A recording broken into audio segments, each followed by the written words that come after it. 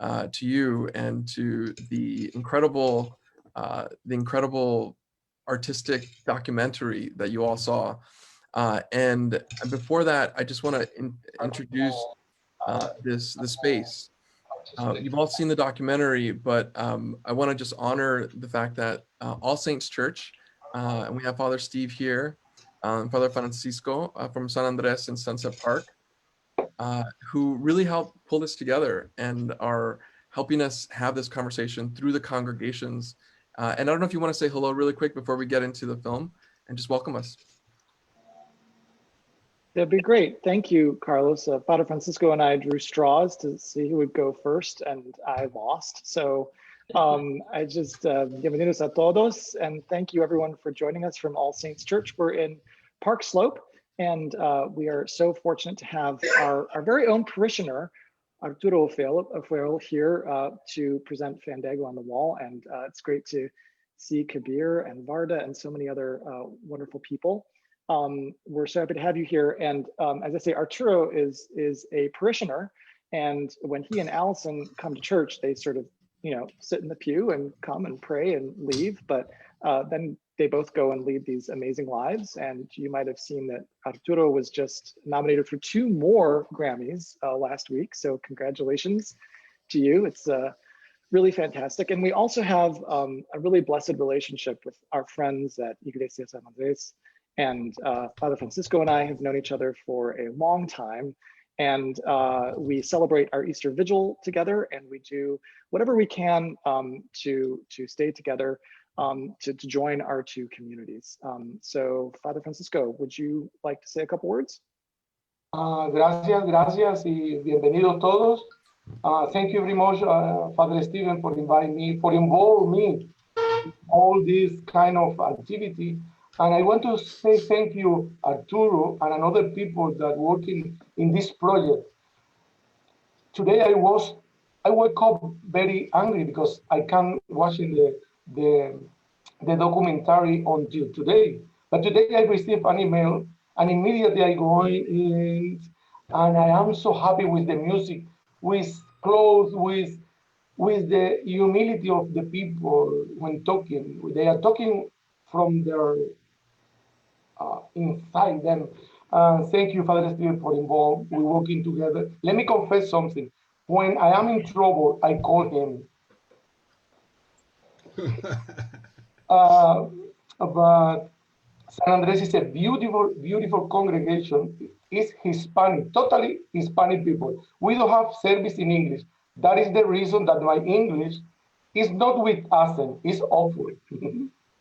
But people in San Andrés are very kind people, working people, people from different countries of Latin American, Colombian, Ecuadorian, Mexican, Puerto Rican, Dominican, Salvadorian. Amazing congregation. Marigavi, that she's here, she can share with me about that. This is wonderful time that we share 1 hour. Maybe it's not enough for everything that the people decide to share or want to share tonight. But thank you so much. Thank you, Stephen. Thank you, Arturo. Thank you for all the people that I don't know, but I want to know. I invite to San Andrés. Oh, San Andrés, we have service in Spanish since October 5th, 1957. More than 60 years. No interruption, all the time with Spanish service. I am so proud about this. And even now, virtual, you're doing Spanish Iglesia in Español? Yeah. That's amazing. That's amazing. Well, thank you both for creating this space for us today. And like you said, this is an invitation to keep building our relationships with each other. And I just want to say hello as council member for Sunset Park and chair of the immigration committee in the city council. A lot of the work that we have been doing is to build those bridges and to remove any barriers that people have to government and to their neighbors and to democracy and to all the things that make life so beautiful. And I know that we're in a time right now where COVID has really challenged us to find new ways to connect. And so tonight we're going to be talking about this beautiful, beautiful film, Fandango at the Wall. And I come to you not just as a council member from Brooklyn, but as someone who grew up on the border. I grew up in El Paso, Texas, and in El Paso. And I know, is Jorge here? Yeah, Jorge. Yeah. Yeah. Ciudad Juarez. I'm going to introduce you in a little bit, but I felt the energy that I just grew up with. And this film really kind of, for me, brought me back home. It brought me back home in so many different ways. And as someone who can't go home right now to El Paso, where there's a lot going on, like we are all experiencing it, we have an opportunity here to lift those lives and those voices that are continuing to confront something like a border through art. And art, isn't it so beautiful that it becomes something that is an expression of our heart and our love for humanity, that we get to do that here tonight. And so I don't want to, that's it. That's my introduction. I want to get right into this discussion and ask some questions, some starter questions. And later, if you have any questions, put them in the chat. We will get to them, because we want to kind of hear from you and your experience having watched this documentary. And first, I want to start with Arturo. Buenas noches, Arturo. You have accomplished so much in this space, in time, on this earth already. And having watched you at All Saints Church in Park Slope, I have been transformed by you and the incredible artists that you bring together. Thank you so much. You're a composer, you're an educator. You and the piano is like magic. And you were born in Mexico and you grew up here in the city. And so you're Neoyorquino, Mexicano, and that is really beautiful. You have formal education from Manhattan School of Music and the Aaron Copland School of Music at Queens College.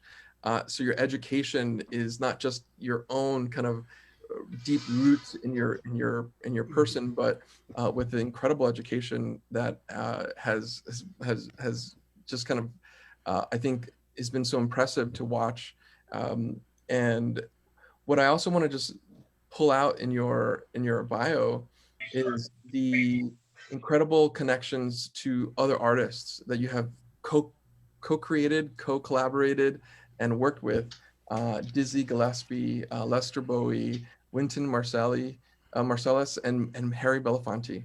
These are people who I know I admire. And so with that, I just want to say hello and welcome to this space. And before I go, I want to introduce everybody one at a time, but I just want to give you an opportunity to say hello really quick, and tell us a little bit about just in your introduction, what you are really kind of thinking about in this film as it connects to 2020, and in one quick thing so we can start this conversation. Okay, I'd love to thank Father Paulicus and All Saints, Father Francisco San Andrés, and Assemblyman Carlos. It's really a privilege to be here. And I want to say that a shout out to all public higher education folks, Brooklyn College in the house, Queens College. I'm a product of New York City public education. That is what I'm a product of. So whatever heights I've reached, I have reached because of the good folk that teach in institutions of higher learning that are available to all. So that's the first thing I want to say. The second thing I want to say is that the thing I want most of all, there's two things I want. When this film began quickly because of a beautiful, beautiful adventure by a man named Jorge Francisco Castillo, who didn't see borders. He didn't see border guards. He didn't see patrol dogs. He didn't see chicken wire. He saw a gathering place, and he built a campfire, and it floored me. It just completely, I was emotional when I heard about him. And that's what Kabir and I have been trying to do over the many years that we've been making records together. If you want my definition of what we do, we're campfire builders. And sometimes that means putting out fires. But it definitely means following in the footsteps of tricksters like Jorge Francisco Castillo and Father Paulicus and all the good people that build campfires around which we gather for strength. That's the thing I want to say. It's so beautiful to be here among family. I just thank you for the honor. It's a deep honor for me. Y bienvenido. And a bienvenido to Jorge Francisco Castillo. From the border town where I grew up, Juarez, Ciudad Juarez. born there, and then went to UTEP, and had some time at the University of Texas at El Paso. And one thing that I want to pull from your bio is your connection and inspiration to become a professional librarian. And the UTEP library is one of the most beautiful places ever. I spent a lot of time there as a kid, in high school, going in summers. And so I want to honor what El Paso and Ciudad Juarez are. Very unlike most border towns, they are intimate. And I often talk about this when I tell people in New York. It's like Brooklyn, Manhattan, but Ciudad Juarez and El Paso are closer than that. Yeah, Uh, I agree with that. I agree with that. Say hello. Hello, everybody. Mucho gusto estar aquí. Gracias. Saludos a todos. Y, it's a great pleasure to meet you, Carlos, and as a paisano from Juarez and El Paso. It's really nice to be with somebody from our hometown. Yeah.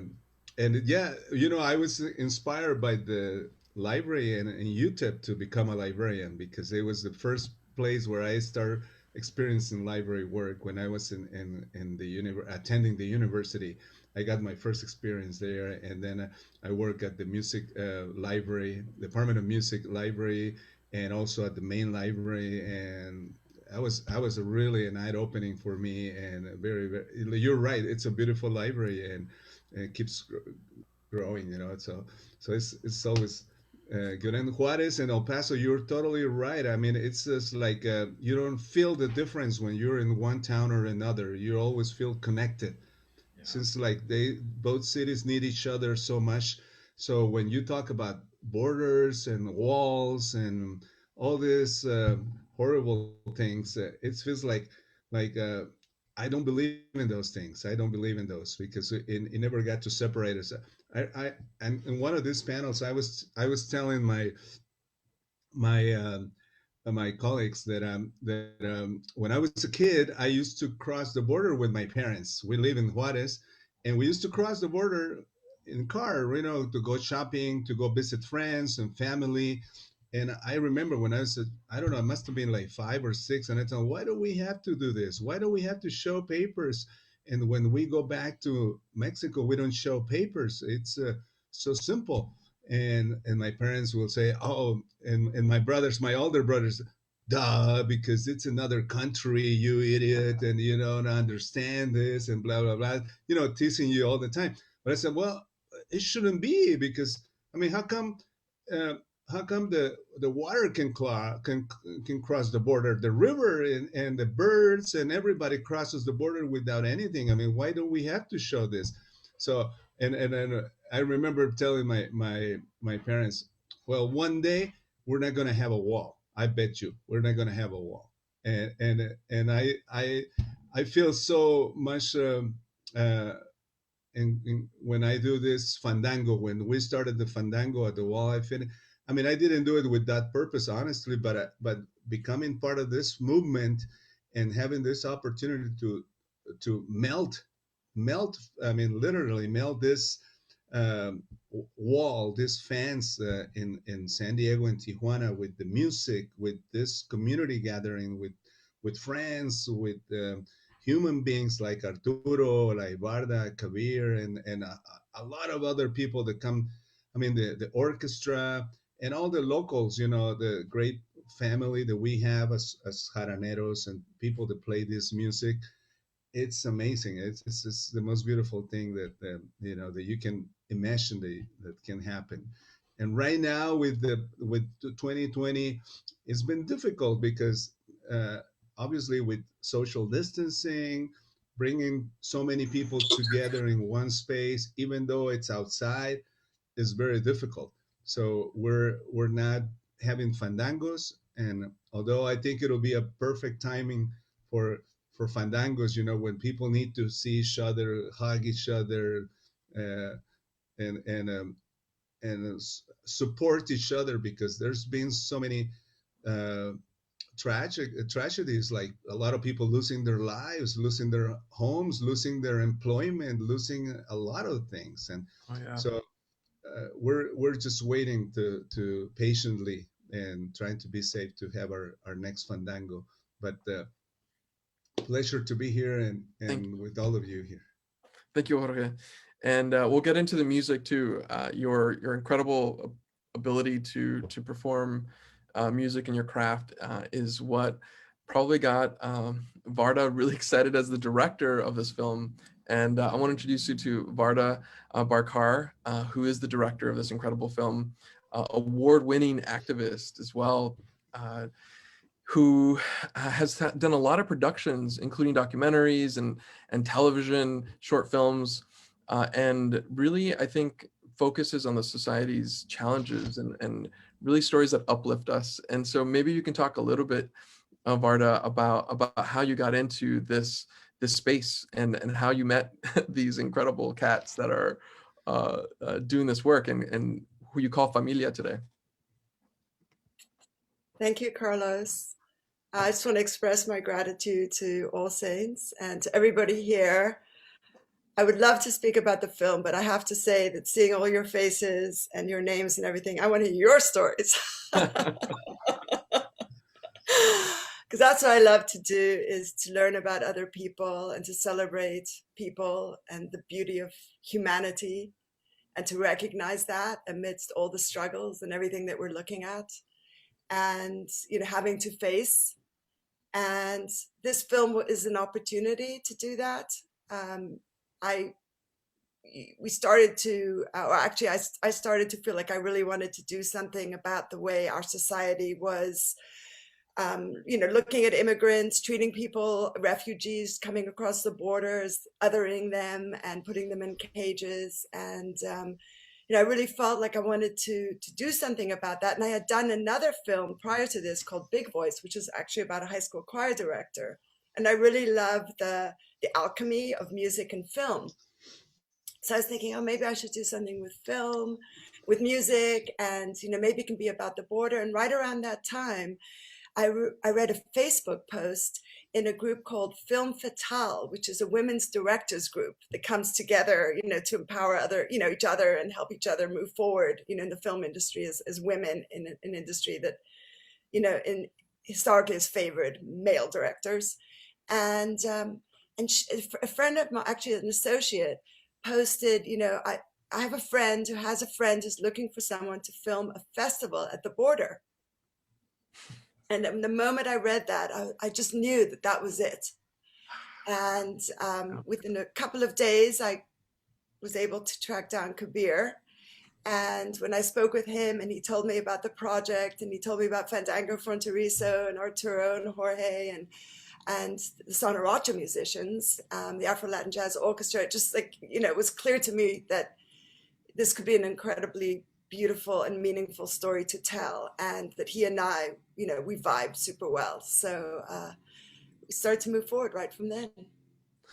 And that's a perfect segue to the producer, Kabir, Sehgal, that was an incredibly important part, but also spent a lot of time.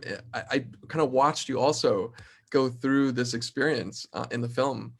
And so how was it being a producer, being part of this journey, especially through Mexico? Watching you kind of experience all of this was really kind of beautiful too. Tell us a little bit about your work here and how you got to Fandango at the Wall.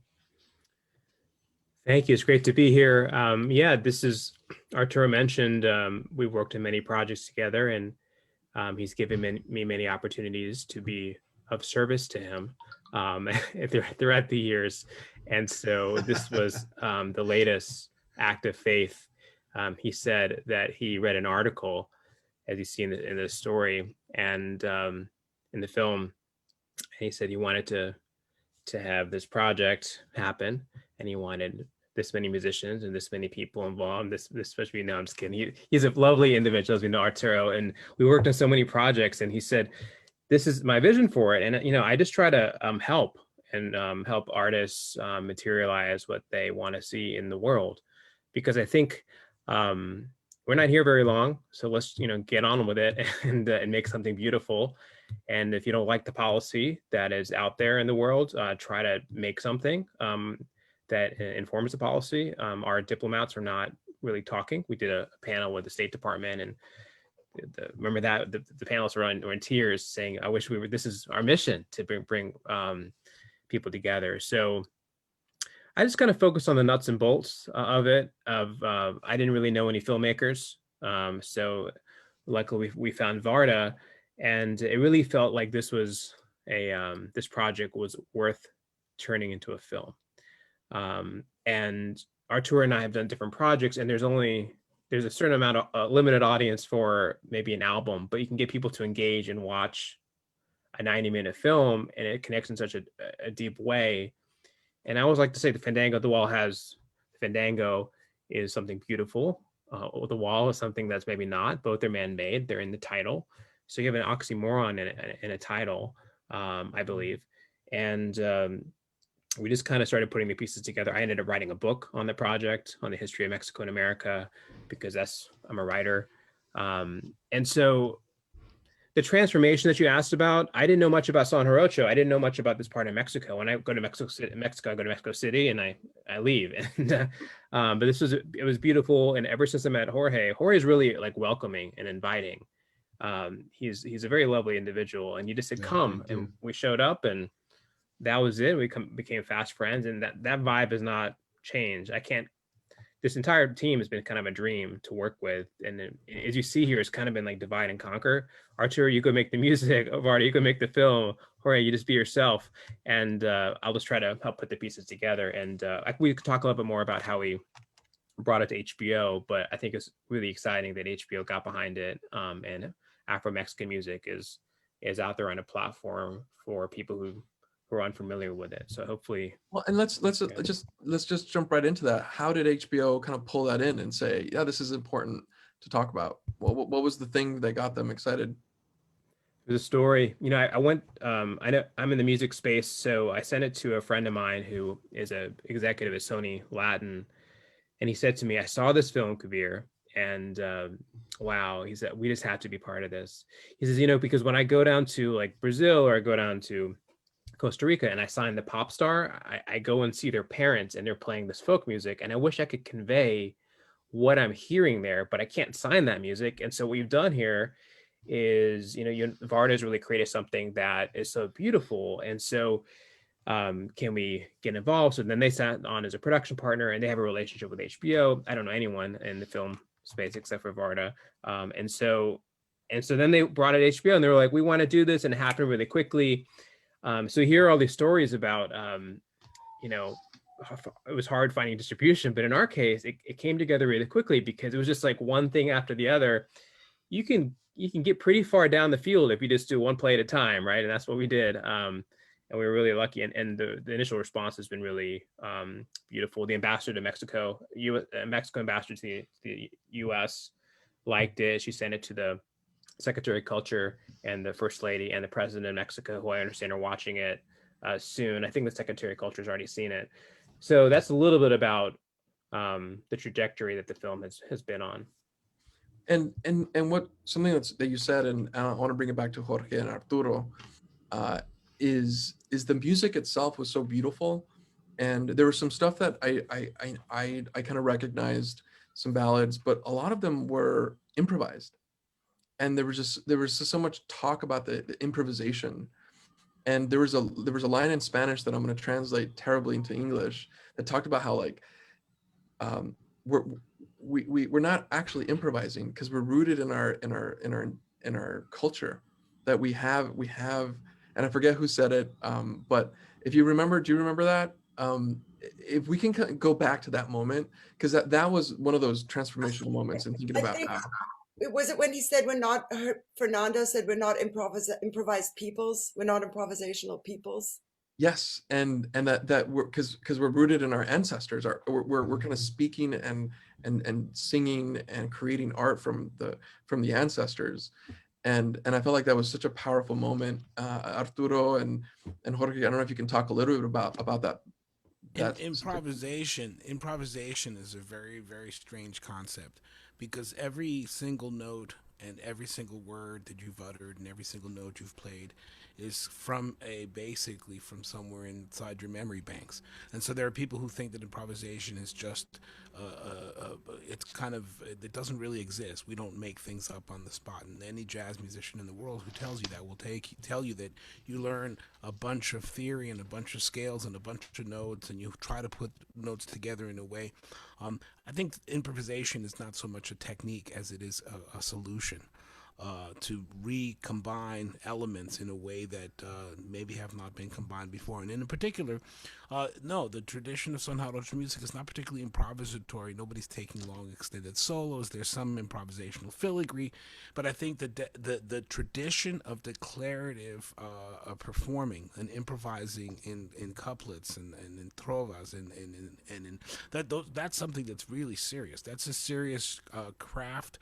It's practiced in Puerto Rico by trovadores, and they get into controversas. It's practiced in Latin American countries throughout the world. This practice of freely speaking, declaiming, and making up. It's also known in rap as freestyle.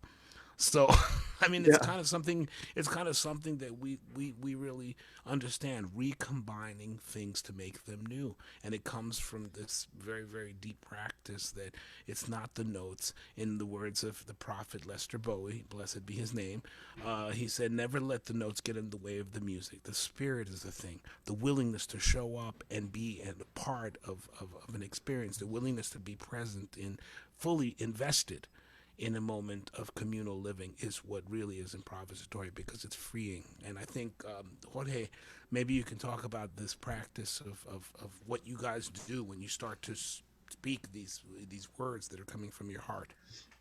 Well, yeah, the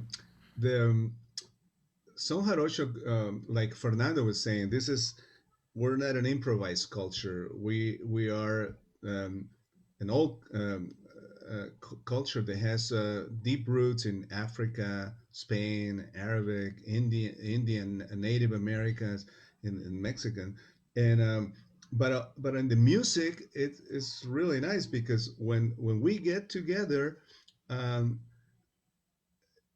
it becomes an improvisational celebration, because we don't know. We just know that we start the fandangos with Siki City, and we don't know when we're gonna end, who's gonna sing, who's gonna dance. Everything happens right there.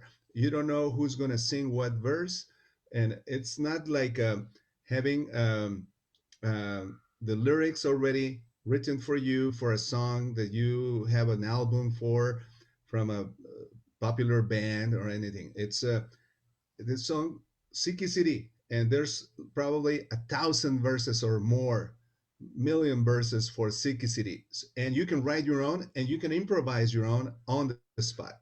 So there's no really protocol as far as who needs to be first or who needs to be. It's just we start with Siki City and we don't know when it's going to end, and everything else becomes very, very improvised during the fandango. And that's a very important thing of the fandango. The only thing is, I compare it a lot with going to church. When you go to church, you know, the father's going to start with the blessing, in the name of the Father, en nombre del Padre, ¿verdad? And after that, you know what goes next. The same thing here. We go with Siki City, and then you don't know what the Father is going to say during the sermon. Nobody knows.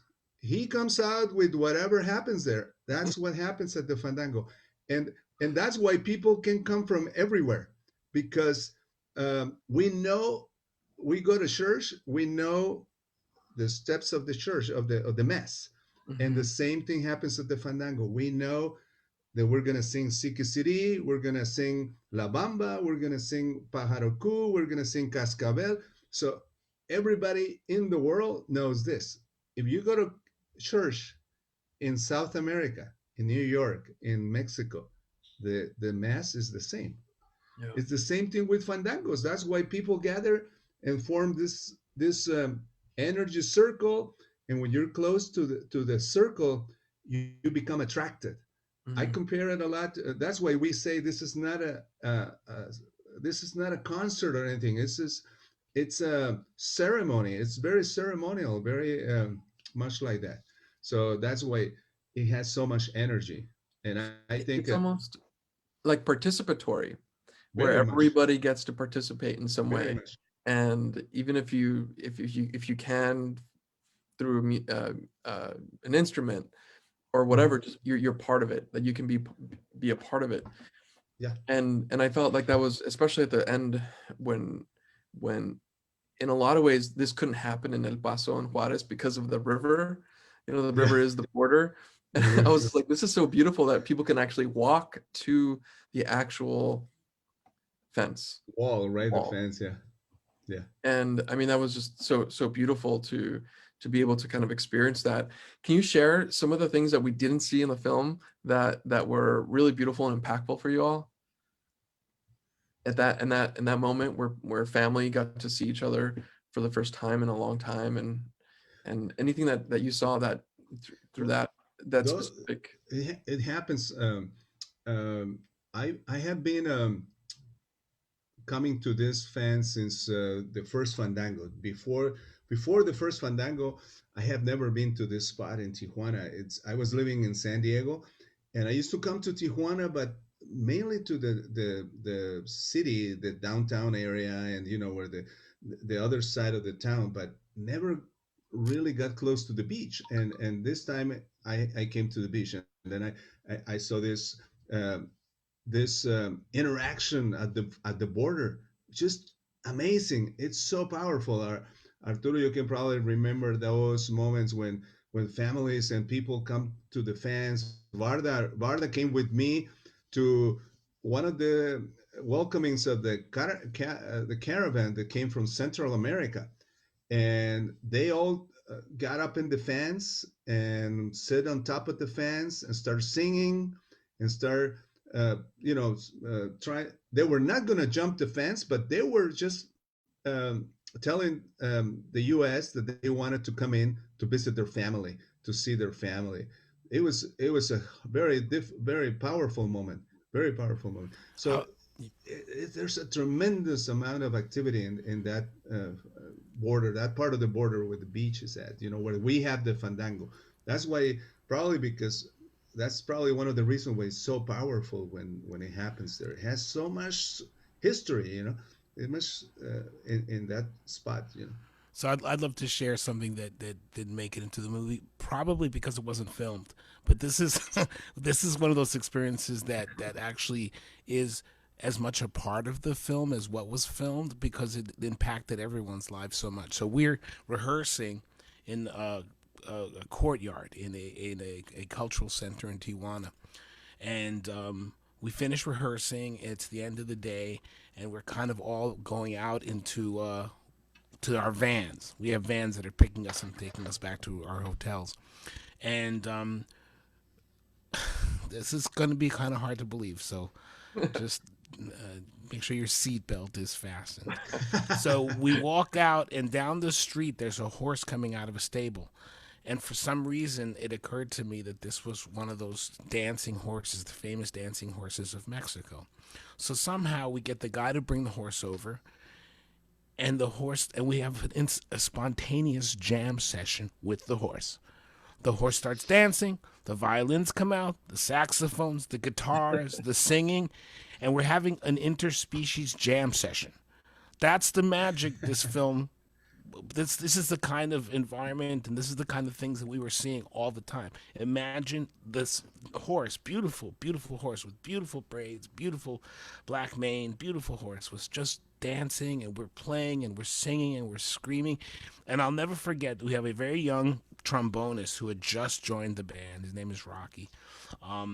And Rocky his mouth was agape. I mean, he could not believe what was happening. Here we have a MacArthur fellow, a Golden Globe nominee. We have all these people, and they're jamming with a horse, and we saw things like this. I mean, this film was there was a blessing on this film that I felt from the beginning, and it is something that in a way, maybe it's good that we didn't catch that on film, because then I wouldn't have that story to tell. But That's beautiful. And there is just something beautiful about music that I think it's more than a human experience. People, birds, and there's so much music that nature brings us already, that it makes sense that they could just enjoy and participate. And I'm thinking now, I'm gonna offer folks an opportunity to ask questions. So if you just raise your hand, if you have any questions to ask, but I'm gonna start just putting some questions in. And I Okay. wanted to add something. Yes, please, Varda, please. Because I'm reading right now, actually, it's about a place called Camp Woodland, which was a camp in the mountains of New York, in the Catskills, actually, that was first founded in the 30s. And what they would do is they would bring people from different parts of the country, campers from all different cultures, and they'd bring them all together. And then they would go into the communities and they'd meet the folk musicians, 80 years old, 90 years old, 100 years old, and they had this philosophy that if we go out and meet different people and we learn about different people's stories, that the world will work better, that society, people will get along more, they'll understand each other, it'll be a richer world. And just now I suddenly realized, I think that's part of what this film is showing. I think that's why it's resonating, and that's why we're building community, and we have community right now, and it keeps happening, is that I hope that the film inspires people to go out and meet other people, reach out to people they don't know, discover cultures they don't know, learn other people's stories. I think it's so important. And we've gotten so siloed, and now we have these divisions. And I think part of it is for this very reason, that we're too separated out. We need to go knock on our neighbor's door and find out about them. Who are you? And I think that this film is doing that. We're going into people, we're learning different people's stories. We're crossing the border. We're going to places we've never been before. And I really, really hope that this inspires people when they see the film. And once this, and maybe that's one of the lessons of us being closed off, is that when the doors finally open, we're just going to go out there, we're just going to embrace people. And so that is something that you don't see directly in the film, but hopefully you feel it. I know I felt it. I as a New Yorker, as someone who grew up on the border, I felt the power of that experience. And to your point, I wonder if we can start thinking a little bit about our kind of quarantine lifestyle right now, that the walls that have come up in our space that are supposed to protect us, and they are. Wear a mask and be careful. That this is real, but it still presents to us a place that we cannot cross. And what can we build today? What does it look like if Fandango at the Wall came into our lives today for people? And if we're instructing folks to go and knock on the door and connect to someone that they don't know, what I saw in this film was that the music is what connected people, that you brought your skill and you could, around music, connect that in any other way might not have connected you. And that's the beauty of art. And so maybe we can kind of brainstorm here. I like to kind of hear from audience members too about what would look interesting in your neighborhood right now, where you might not be consider yourself an artist, but you have something to contribute. What can we do that's safe and in your neighborhood that will bring people together? And I feel like Christmas caroling is something that happens, but we're gonna have to do that differently. Here are the artists. What would you do right now to instruct us to break through those walls? I have a very concrete example of things that have happened naturally. People in Midwood started having porch concerts. People in Bed-Stuy having stoop concerts. People throughout Brooklyn having pop-up restaurants. People coming out of their houses and not worrying about whether they're experts or amateurs. People picking up instruments and just arbitrarily saying, I'm not an expert, I'm not an amateur, I'm who I am, and we're going to jam. I would say right off the bat, yeah, you know, it's not possible in this weather, but this is something I saw. I saw people sharing, people with big careers playing for free in the streets, people with no careers having no fear of who they are or where they were at, just coming out of your house and saying, "I've a gift and I'm going to share it," because a gift doesn't, it ceases to become a gift if you don't give it away. A gift is something that is only a gift as long as it stays in motion. And so right away, artists who share of themselves, who paint, who do murals, who play with other artists, who just do what they do, give up some time to go to the park and recite a soliloquy, even if you're not an actor. To pick up a poem and just sit on the corner of 54th and 5th Avenue and just give that poem up. Just give that poem away. You don't have to be a reciter. You don't have to have a Shakespearean trained voice. Just pick up your gift and give it away, because it's not a gift if you keep it. Varda, Jorge, I don't know if you want to add to that. Kabir, This might not be too artistic, but it's something I've been doing. I have cooked things and given them to my neighbors. Today I wrote a little card and slipped it under one of my neighbors' doors, expressing appreciation. You know, they're just little things. I mean, things that used to happen all the time at one time in my idealistic notion of the past. But, you know, they're just little gestures like that. It feels so good to do it, never mind receive it. So it's really on both sides, you know.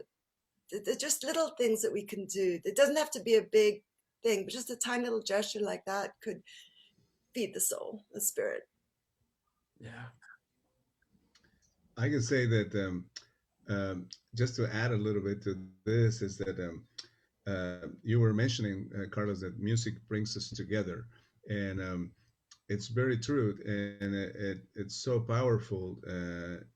Everywhere we go, we sing. Everybody sings. Everybody has music, and these days without music, it has been really hard.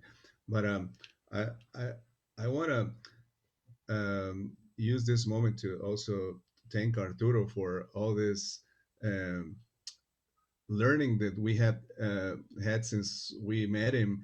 And one thing is that I was a librarian. I went to music school in UTEP, and then I became a librarian later in my life, and I worked for almost 30 years as a librarian in San Diego, and so I was away from music a lot. I was still playing, but not as much involved as like Arturo, who has dedicated all his life to to his career as a musician, or Varda, who is a I'm more like Kabir, that he loves music, but he does other things as well. And but you never stop making music. But one of the lessons that I got from Arturo is that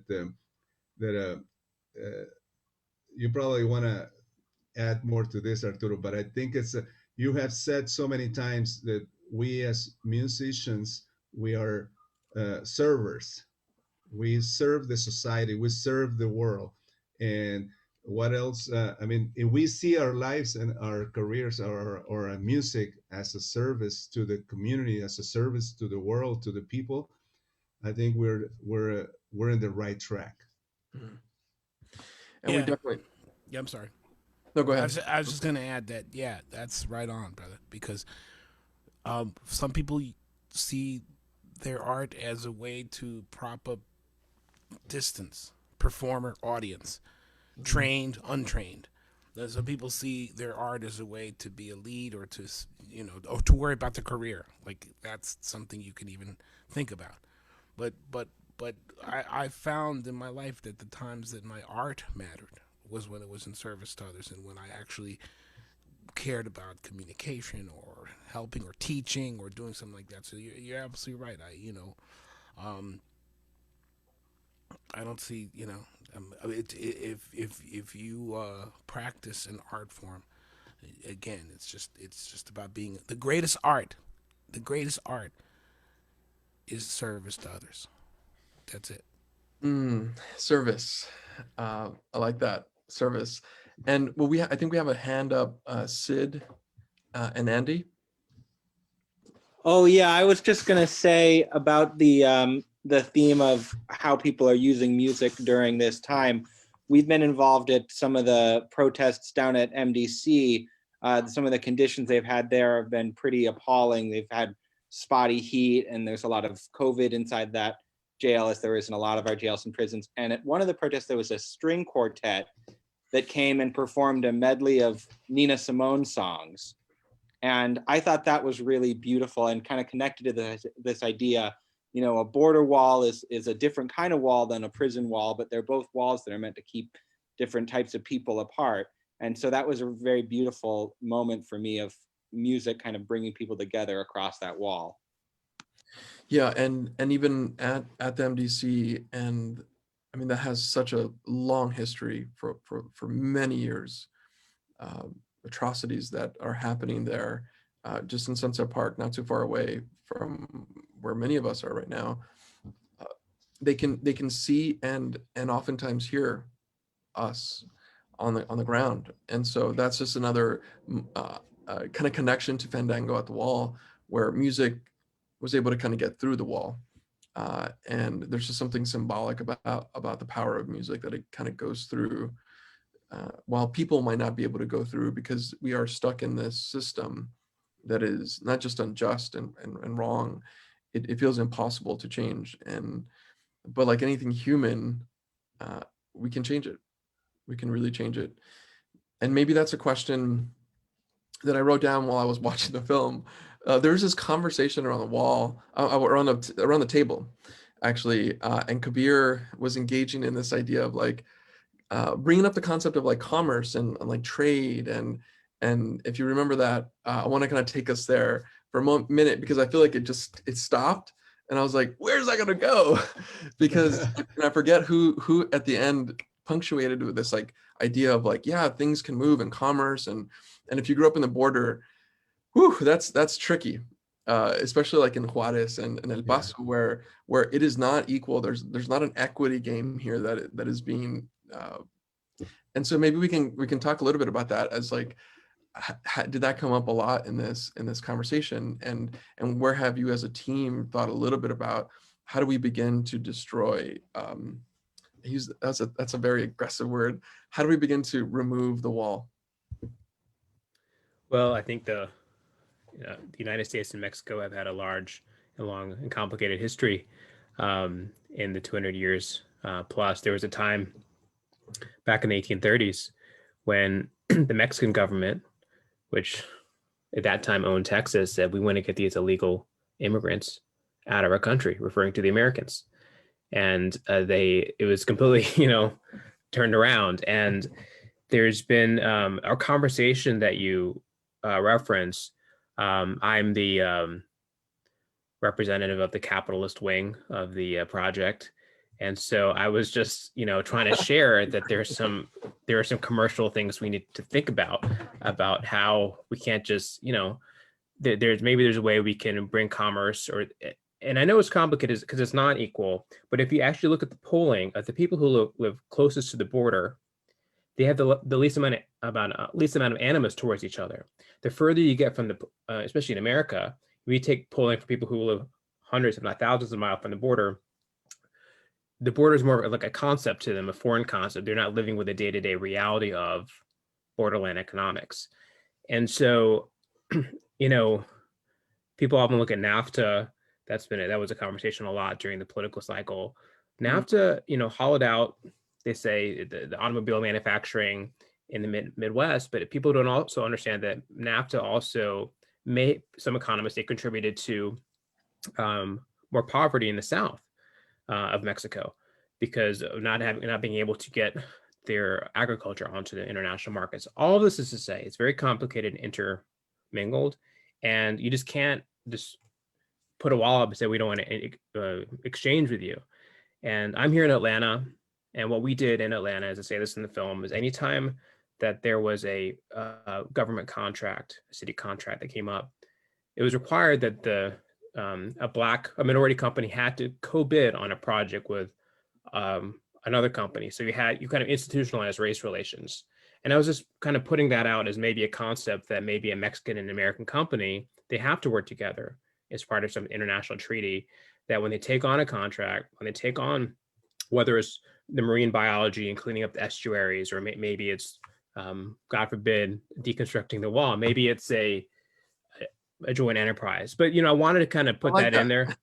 Yeah. I like that idea of a Mexican and American company beginning to dismantle, and we pay for the dismantling of this wall and create jobs as an economy. I like that. We have like 7 minutes before we wind down, and I'm just going to open it up. Is there any other question from the community? I have a question. Yes, please. I wanted to find out from you, what were some of the reactions of those on the other side of the wall? How they reacted to the music and the poetry? I'm sorry, when you're saying the other side of the wall, you were on one side performing. Oh, yes. Yeah, so the other side. Oh, usually it's a unity, when we're there, we're all together, and it's very interesting.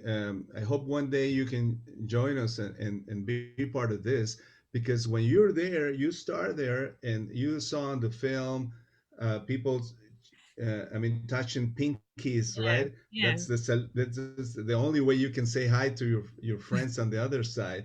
Really, but once the music starts, the fans ends up disappearing. You end up not feeling it there. It's very hard, because first you feel frustrated, and then you become very emotional. You start singing, you start dancing, and all of a sudden it's a party, and you don't think about the wall anymore. So you melt the wall for at least 3 hours, and that's a huge moment. That's a beautiful and emotional moment.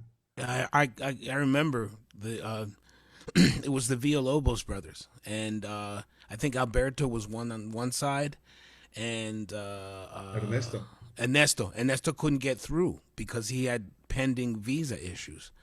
So they met at the wall and started jamming through the mesh, and it got hot and heavy and beautiful, and people were screaming and yelling. At the end of it, we wanted to high five each other, but we couldn't do it, so we high pinkied instead. We raised our fingers high, and the mesh is so fine that you can literally only touch pinkies. So everybody has to do this. Everybody has to do that's our sign. That's how we high five each other. Great. I love it. Any other questions from the audience? Thank you, Lina, for the question. Thank you. Any Spanish questions? Yes, Preguntas en español. De la congregación del Padre Francisco. Por favor, sí. Para que se puedan reír con mi español. It's not a question. It's I want to share something with Arturo and Jorge Francisco. You give to me an idea. Have a fandango in San Andrés every Sunday during the Mass. Oh, that'll be wow! That'll be perfect. That'll be so good. You must have gone. Yeah. There's some beautiful San Jarocho musicians in Sunset Park. I know there are. I'm looking for. Yeah. I'll help organize that. Let's make that happen. That will be beautiful. That will be beautiful. Jorge, maybe you I would can love to be there. put the word out, Jorge. Put the word out. Okay. I'd love to be there. That'll be great. We can put the word out with the people in New York. San Andres is in what city of New York? It's in Brooklyn, Sunset Park.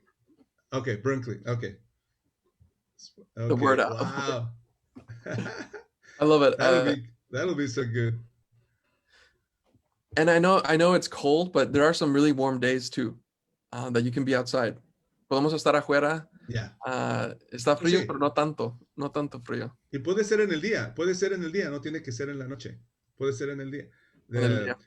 The one thing we can say is that in February, I try to go every year, but on February 2nd in Veracruz, there's a very important celebration of La Virgen de la Candelaria.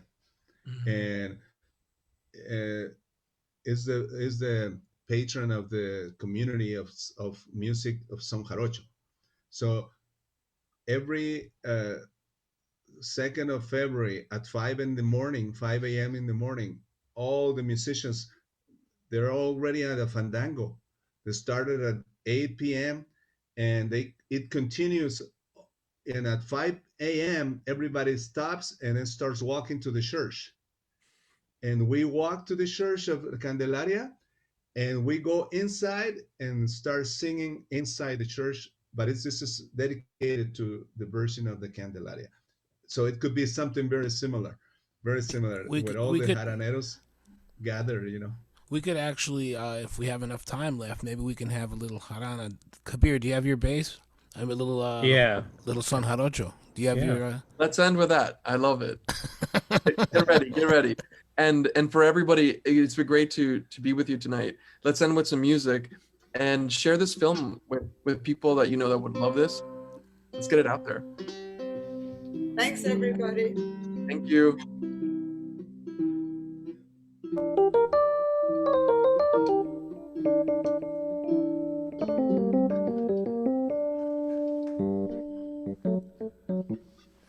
Siki City? Okay, dale.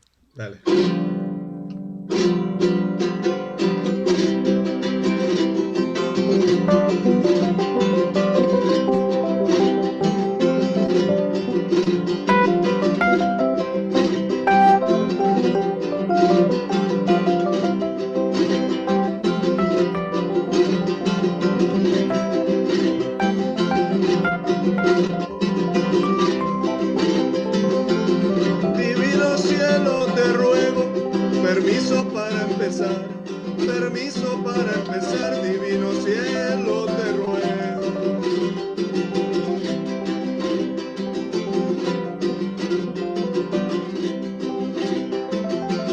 Me persino y luego empiezo por saludar,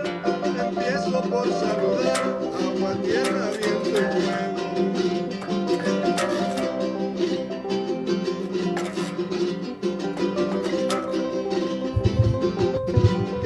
Sí, que no y que no, pongan atención que vengo, aquí les vengo a cantar. Pónganme atención que vengo, en el nombre de María, aquí les vengo a cantar.